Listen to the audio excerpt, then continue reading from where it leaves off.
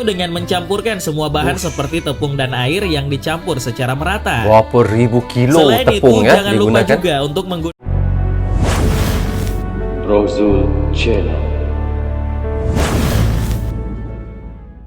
Bismillahirrahmanirrahim. Assalamualaikum. Apa khabar semua? Berjumpa lagi kita di dalam Brozul Channel, guys. Apa khabar anda orang Indonesia, orang Malaysia dan di seluruh Nusantara? Apa khabar anda semua? Okey guys, hari ini saya mahu mereactionkan satu lagi video daripada channel, iaitu channel Video Hub. Video ini saya dapatkan di Facebook, guys. Bukan seperti yang saya dapatkan selalunya di YouTube. Tetapi judul yang kita mahu reactionkan hari ini adalah Pantasan Enak Banget.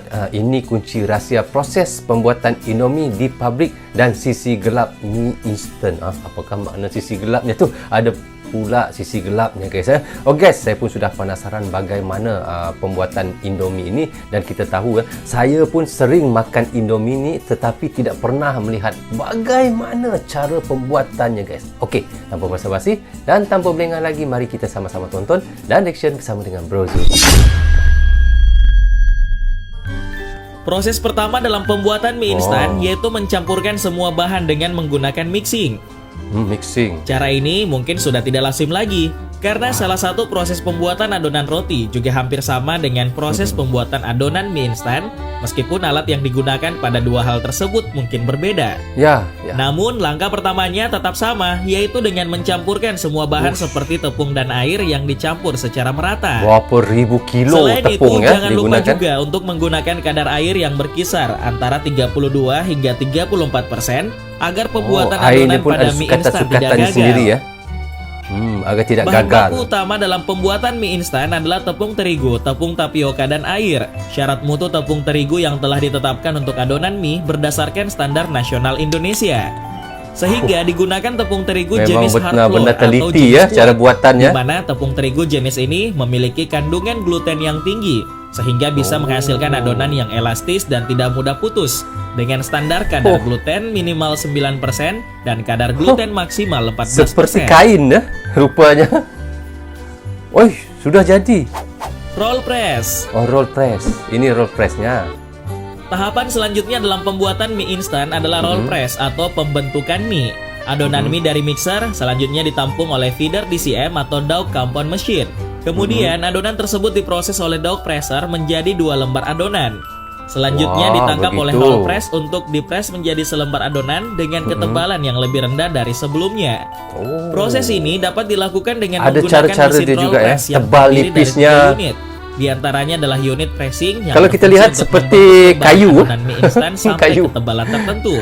Sebenarnya itu adalah unit tepung sliter yang berfungsi sebagai pisau yang akan memotong lembaran mie secara membujur menjadi untayan mie.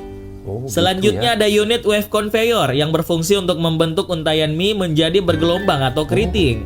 Roll press sendiri juga berjumlah 6 pasang yang setiap pasang terdiri dari 2 buah silinder dan masing-masing roll press berputar berlawanan arah.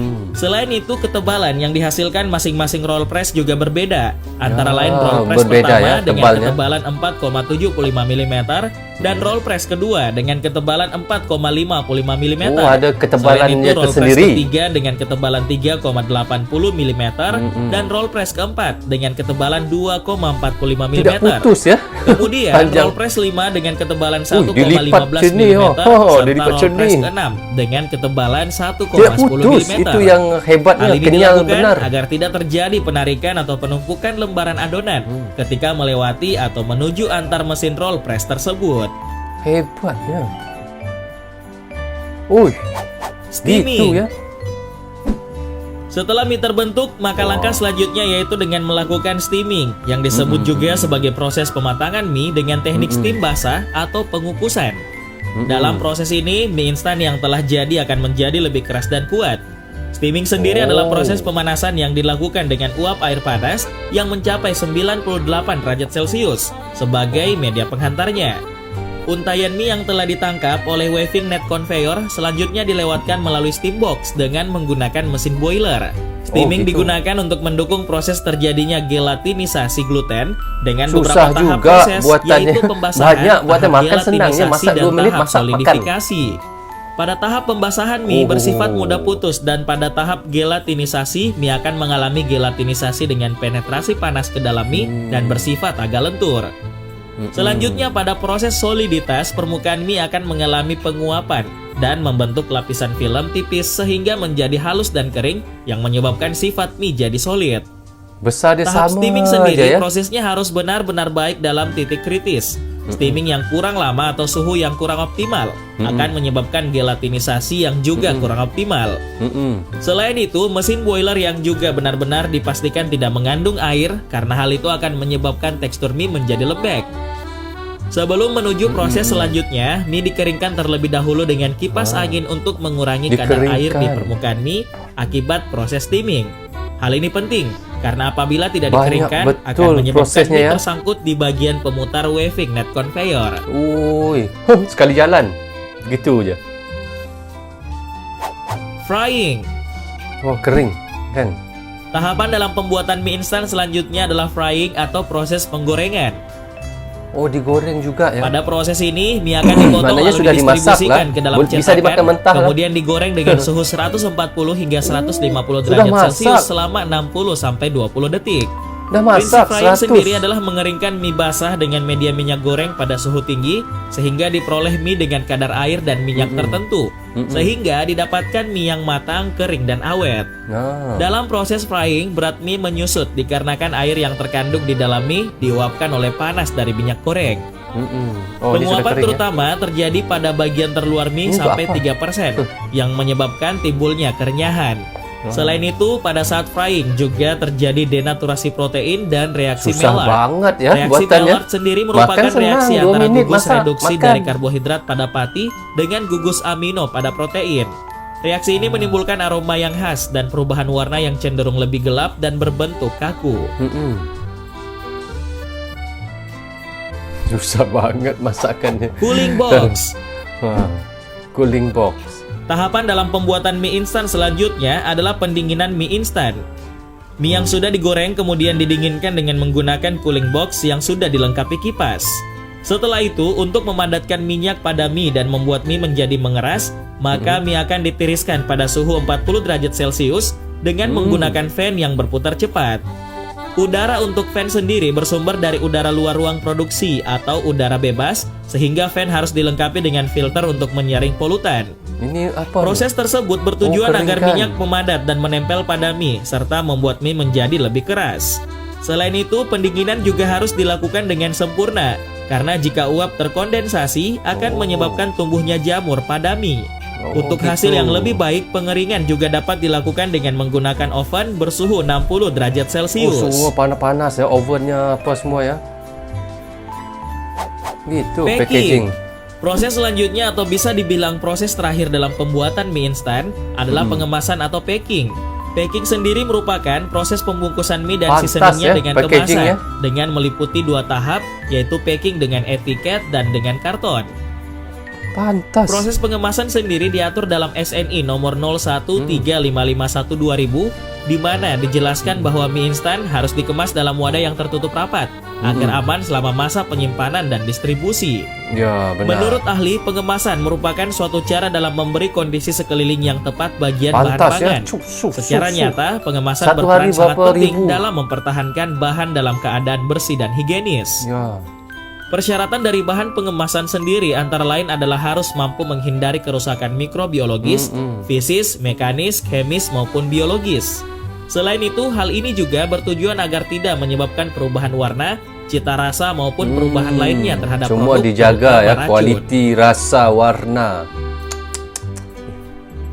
Pantas, Sisi gelap mie instan. Oh, sisi gelap, ada sisi gelapnya. Setelah semua proses pembuatan mie instan selesai dan mie diproduksi massal, kita juga harus tahu resiko apa yang dapat ditimbulkan oleh makanan satu ini. Nah, apa? Beberapa ilmuwan mengatakan jika mie instan rendah akan kandungan nutrisinya, tinggi lemak, kalori dan sodium dan dicampur dengan pewarna buatan, pengawet, zat aditif dan juga perasa. Selain itu, mereka juga mengatakan jika mie instan juga mengandung monosodium glutamat atau MSG serta hidroquinone tersier butil, yaitu pengawet kimia yang berasal dari industri minyak bumi. Ya. Meskipun asupan makanan dari unsur-unsur ini diperbolehkan dalam batas, asupan teratur dari mie instan dapat menyebabkan masalah kesehatan yang cukup parah. Oh, begitu. Beberapa tahun lalu, para peneliti di Korea Selatan melakukan penelitian untuk menguji efek yang ditimbulkan mie instan pada kesehatan manusia. Menurut penelitian tersebut, meskipun mie instan adalah makanan yang nyaman dan lezat, mungkin benar. ada peningkatan Memang nyaman. resiko untuk sindrom metabolik, mengingat sodium tinggi, lemak jenuh yang tidak sehat, dan beban glikemik. Banyak Selain juga. itu, sekelompok dokter Amerika juga melakukan eksperimen untuk melihat bagaimana proses pencernaan kita berfungsi saat kita mengkonsumsi mie instan.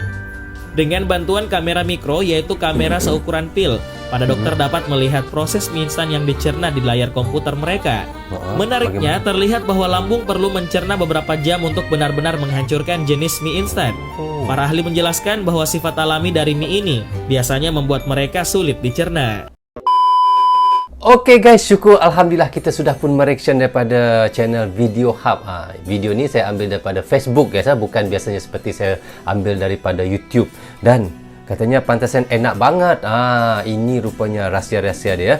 Kenapa mie instant ni enak guys? Rupanya berbagai-bagai rahsia cara pembuatannya, prosesnya, panas apinya daripada 100 darjah Celsius hingga ada yang memang saya lihat pening, pusing guys saya lihat bagaimana cara pembuatan mie instant ni rupanya begitu tetapi bila makannya enak guys 2 minit masak sudah siap untuk dimakan. Tetapi pencernaannya daripada sisi gelap mie instant ni, maksudnya ada juga keburukan yang kalau kita sering makan mie instant ni, pencernaannya walaupun kita lihat di dalam mangkuk itu dia mudah kembang, mudah cepat seperti hancur, tetapi apabila di dalam perut dia susah untuk dihadam oleh perut kita rupanya bermakna mie instan ni bukan bagus untuk selalu dimakan boleh kalau mau makan juga paling seeloknya lah sebulan sekali, ataupun kalau seperti saya ni seminggu sekali. Begitulah. Ialah mudah dan enak. Pastilah selalu makan. Anak saya suka guys makan mie instan ni. Kadang-kadang bila saya sudah lihat daripada sisi gelap mie instan ni, keburukannya, takut juga nak bagi anak selalu makan mie instan guys. Tetapi itulah enaknya mie instan ni, luar biasa guys. Tetapi tak apa-apa. InsyaAllah Indomie selamat untuk dimakan, halal dan toibah. Begitu lebih kurangnya. Okey guys, sampai di sini saja untuk reaksi kali ini. Semoga manfaat untuk kami di Malaysia dan untuk anda di Indonesia juga. Jangan berhenti menyokong Brozul Channel. Tanpa sokongan anda tiadalah Brozul Channel di dalam YouTube ini. Bagi anda yang suka dengan cara saya mention, anda boleh klik butang subscribe dan klik tombol loceng tanda sokongan anda kepada saya. Maaf andainya ada tersilap kata dan tersilap cakap kepada anda semua. Assalamualaikum. Goodbye. Bye-bye.